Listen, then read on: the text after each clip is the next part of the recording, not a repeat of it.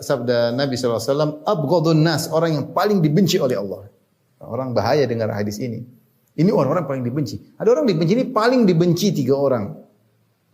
Bukan kebencian bertingkat-tingkat. Dan kita tahu Allah punya sifat mencintai dan Allah juga punya sifat membenci. Sifat benci dalam Al-Quran banyak. Allah mengatakan misalnya, wallahu yuhibbus sabirin, Allah mencintai orang yang sabar. Innallaha yuhibbut tawwabina wa yuhibbul mutatahhirin. Allah suka dengan orang yang bertobat dan Allah suka dengan orang-orang yang bersuci. Wallahu yuhibbul muhsinin. Allah mencintai orang-orang yang berbuat ihsan. Jadi Allah mencintai. Lawan mencintai membenci. Dalam Al-Quran juga ada Allah membenci seperti firman Allah Subhanahu wa taala, ya ayyuhalladzina amanu lima taquluna ma la taf'alun kabura maqatan indallah. Kalian beriman, kenapa kalian mengucapkan apa yang tidak kalian kerjakan? Sungguh besar kemurkaan Allah kepada kalian, ya. Dan dalam hadis juga banyak Allah membenci banyak, ya. Ada orang yang Allah benci, ada tempat yang Allah benci, ya, dan ada perbuatan yang Allah benci, ada. Jadi Allah memiliki sifat benci.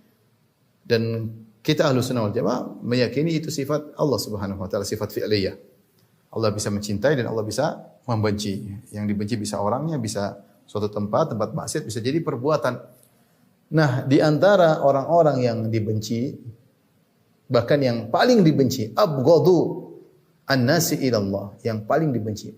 Ketika mendengar Rasulullah SAW mengatakan demikian, makanya kita waspada jangan sampai terjerumus dalam seperti 3 orang ini yang sangat dibenci oleh Allah. Abghadun nasi ilallah salasa. Orang yang paling dibenci ilallah, 3 orang yang paling dibenci oleh Allah. Yang pertama, mulhidun fil haram. Yang melakukan ilhad di tanah haram. Tanah haram di sini ada yang mengatakan mencakup tanah Mekah dan tanah Madinah. Tanah Mekah al-haramul makki dan Madinah al-haramul madani. Dua-duanya tanah haram. Kata Nabi Muhammad SAW, inna Ibrahim harrama Makkata, ya. Wa inni haramtul Madinah kama harrama Ibrahim Makkata. Sungguhnya Ibrahim telah mengharamkan tanah Mekah, itu dengan izin Allah tentunya. Dan aku mengharamkan tanah Madinah sebagaimana Ibrahim mengharamkan tanah Mekah. Maka berlakulah hukum-hukum tanah Mekah haram dan tanah Mekah Madinah. Tanah haram cuma 2. Adapun Masjidil Aqsa bukan tanah haram. Apalagi Karbala, lebih lagi bukan tanah haram. Sementara orang Syiah menganggap Karbala lebih afdal daripada Mekah. Lebih afdal daripada Mekah. Makanya ziarah di kuburan Husain di tanah Karbala seperti 20 kali haji, kata orang-orang Syiah. Dan tidak boleh juga seorang mengatakan Thalithul Haramain, Masjid Aqsa adalah tanah haram yang ketiga. Itu juga ungkapan yang salah. Tanah haram cuma 2, Mekah dan Madinah. Mekah lebih spesifik lagi. Datang ayat secara khusus dalam surat Al-Hajj, "Wa man yurid fihi bi ilhadin bi dzulmin nudzikhu min adzabin alim." Siapa yang ingin berbuat ilhad di tanah haram Mekah, kami akan berikan dia azab yang pedih, mengerikan. Sampai sebagian salah berpendapat, seorang baru niat saja, meskipun dia di Sana'a di Yaman, dia punya niat untuk melakukan keburukan di kota Mekah, sudah dicatat dosa. Baru niat sudah dicatat dosa, belum melakukan. Apalagi kalau melakukan. Karena Allah mengatakan, "Wa man yurid fihi bi ilhadin bi dzulmin." Siapa yang ingin melakukan kezaliman di tanah haram, maka kami berikan dia azab yang pedih. Oleh karenanya para ulama sepakat bahwasanya berbuat dosa di tanah haram, maka dosanya semakin besar, ya. Dan pendapat yang kuat bahwasanya tidak dilipat gandakan, tapi kualitas siksaannya lebih besar. Ya. Dosa di tanah haram kualitas hukumannya lebih berat, ya, karena tanah haram tidak sama dengan tanah-tanah yang lainnya. Tanah yang spesifik yang telah Allah pilih. Dan ilhad, mulhidun fil haram, melakukan ilhad dijelaskan oleh Al-Imam At-Tabari dalam tafsirnya, khilaf para ulama tentang apa yang dimaksud dengan ilhad yang dilakukan di tanah haram. Ada yang mengatakan kesyirikan, ada yang mengatakan pembunuhan, ada yang dipilih oleh Ibnu Jarir At-Tabari berdasarkan perkataan para salaf, ilhad adalah semua maksiat. Siapa yang ingin melakukan maksiat di tanah haram, maka dia akan mendapatkan siksaan yang pedih, Tanah haram Madinah juga ada ancaman, ya. Kata Nabi SAW, Al-Madinatu haramun baini Thawr wa Air. Sungguhnya Madinah itu tanah haram antara Jabal Thawr yang ada di belakang Jabal Uhud dengan Jabal Air yang ada di dekat Zulhulaifah, Bir Ali kata orang. Itulah tanah haram. Kemudian kata Nabi SAW, "Man ahdatha fiha hadathan aw awa fihi muhdithan fa alaihi la'natullah wal malaika wan nasi ajma'in la yaqbalullahu minhu sarfan wal adlan." Siapa yang melakukan hadas di kota Madinah, hadas ini ada yang mengatakan bid'ah, ada yang mengatakan kesyirikan, ada yang mengatakan kezaliman, intinya dosa-dosa yang parah. Siapa yang melakukan perkara-perkara besar, dosa-dosa besar di tanah haram atau melindungi orang yang melakukan perbuatan tersebut, fa alaihi laknatullah, maka laknat Allah baginya. Dan laknat malaikat dan seluruh laknat manusia untuknya. Allah tidak menerima darinya amalan wajib maupun amalan sunnah. Dan ini hukuman yang berat bagi orang yang melakukan pelanggaran di tanah haram di Mekah maupun Madinah. Makanya saya ingatkan kepada orang-orang yang mungkin punya travel, hati-hati ya. Jangan sampai mereka menzalimi jemaah haji di tanah Mekah, menzalimi jemaah haji di tanah haram, menipu mereka, membodohi mereka, dan itu terjadi. Ini terjadi. Mumpung orang Indonesia pada enggak ngerti, kemudian dibodoh-bodohin, diambil hartanya. Waliyadzubillah ya. Seperti menjual kambing ternyata tidak ada kambingnya, dan ini terjadi sering. Saya pernah ketemu seorang, dia mengeluh, dia bilang, "Ustaz, saya tadi diajak melihat kambing kita akan dipotong, kita lagi nonton, tahu-tahu ada grup lain datang. Ternyata kita cuma disuruh nonton aja, ternyata itu kambingnya grup yang lain, kambing orang-orang luar waktu itu." Jadi penipuan seperti ini banyak, ini mengerikan. Berbuat kezaliman bahkan kepada tamu-tamu Allah Subhanahu wa taala.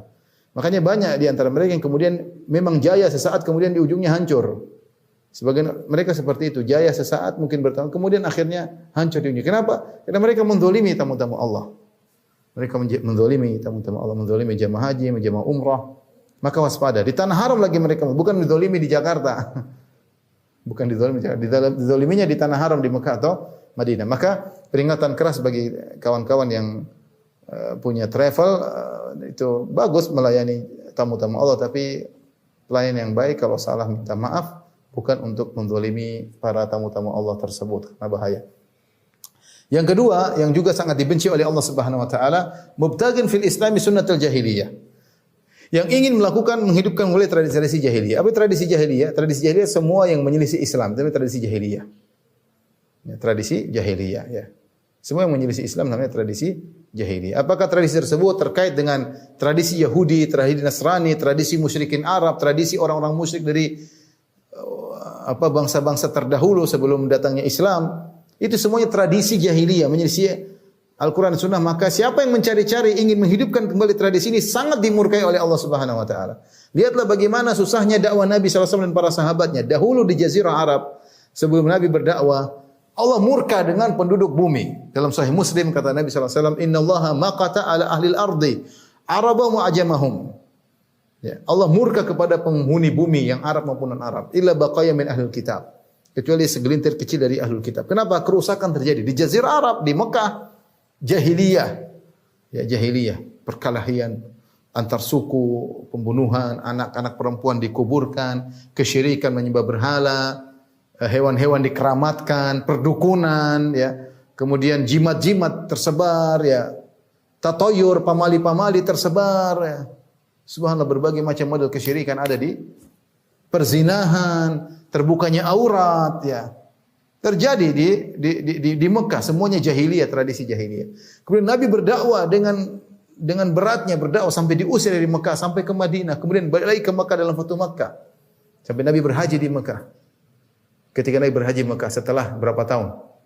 Setelah 23 tahun berdakwah. Karena Nabi haji pada tahun 10 Hijriah, kemudian tahun 11 Hijriah beliau meninggal. Setelah 23 tahun berdakwah atau 22 tahun berdakwah, Nabi kemudian ketika haji Nabi berkhutbah di hadapan para jamaah haji, para sahabat sekitar 100.000, 120.000. Kata Nabi sallallahu alaihi wasallam, "Ala inna kull amril jahiliyah, ya. Kull amrin min umuril jahiliyah mawdu'un tahta qadamayya hataini." Ketahuilah seluruh perkara jahiliyah terbuangkan di bawah kedua kakiku ini. Enggak ada lagi perkara jahiliyah.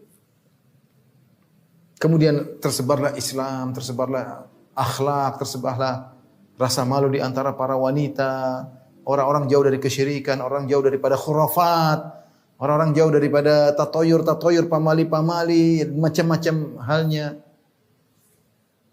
Jahiliyah pun hilang di zaman Nabi sallallahu alaihi wasallam. Islam cahaya.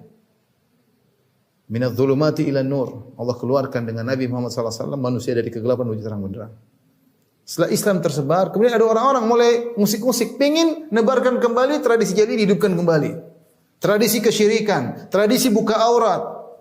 mau dihidupkan kembali di negeri Islam. Ini orang sangat dimurkai oleh Allah Subhanahu wa taala. Sangat dibenci oleh orang seperti ini.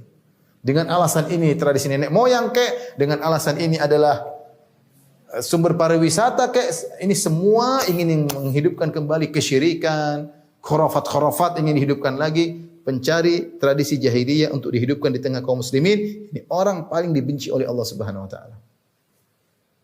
Jadi boleh ketawa-ketawa sekarang nanti dibenci oleh Allah. Nabi yang bilang dalam Sahih Bukhari, mubtaghin fil islami sunnatul jahiliyah. Ingin menghidupkan kembali sunnah jahiliyah. Waliyadzubillah. Kemudian yang ketiga, muttalibu dami imri'in muslim bi ghairi haqqin liyuhriqa damahu. Seorang yang mencari darah dengan mengada-ngada ya, dia ingin agar tanpa hak. Dia bikin inilah kebohongan dan saksi palsu lah agar orang itu dibunuh. Intinya dia membunuh tanpa hak. Berbahaya. Di antara perkara kezaliman yang sangat besar adalah membunuh, menumpahkan darah orang yang tidak berhak untuk ditumpahkan darahnya. Tidak semua orang melakukan kemaksiatan harus ditumpahkan darahnya, enggak. Pencuri, taruhlah dia mencuri, dipotong tangannya bukan dibunuh. Ya. Kemudian kita lihat di tanah air kita terkadang hal-hal yang aneh-aneh gara-gara perkara kecil kemudian dibunuh. Terkadang ribut gara-gara bola sampai ada yang dibunuh. Waliyadzubillah, jahiliyah. Ya. Makanya awwalu ma yuqda bainan nas fid dima. Nabi SAW mengatakan perkara yang akan disidang oleh Allah pada hari kiamat masalah darah. Sampai dalam hadis disebutkan bagaimana al-maqtul ya'ti yaumal qiyamah muta'alliqan ra'sahu bi ihda yadayhi. Seorang yang terbunuh dengan kezaliman pada hari kiamat kelak, dia akan pegang kepalanya lepas dia pegang sampai bercucuran darah. Tangan satunya pegang pembunuhnya. Dia mengatakan, "Ya Rabbi, hadza qad qatalani." Dia pegang mulutnya bicara, "Ya Rabbku, ini orang telah membunuh saya." Kepalanya berlumuran darah. Sidang di hari kiamat kelak. Waliyadzubillah. Ya. Seorang jangan sampai menumpahkan darah orang lain ya. Dan terlalu banyak larangan tentang hal tersebut. Ya. Tentunya bahasanya tersendiri. Tapi intinya, inilah 3 orang yang sangat dibenci oleh Allah Subhanahu wa taala dan ini semuanya merusak Islam. Yang poin paling penting ini yang merusak Islam murni, merusak kemurnian Islam. Sudah datang baik-baik ya, kemudian Islam sudah dikerjakan dengan baik, ada orang hidup Islam, dia rusak dengan tradisi jahiliyah. Dengan tradisi nenek moyangnya kayak, dengan tradisi masyarakatnya kayak. Kalau kamu bukan orang Islam enggak ada masalah. Kalau orang Islam enggak boleh. Kau akan dimurkai oleh Allah Subhanahu wa taala ya.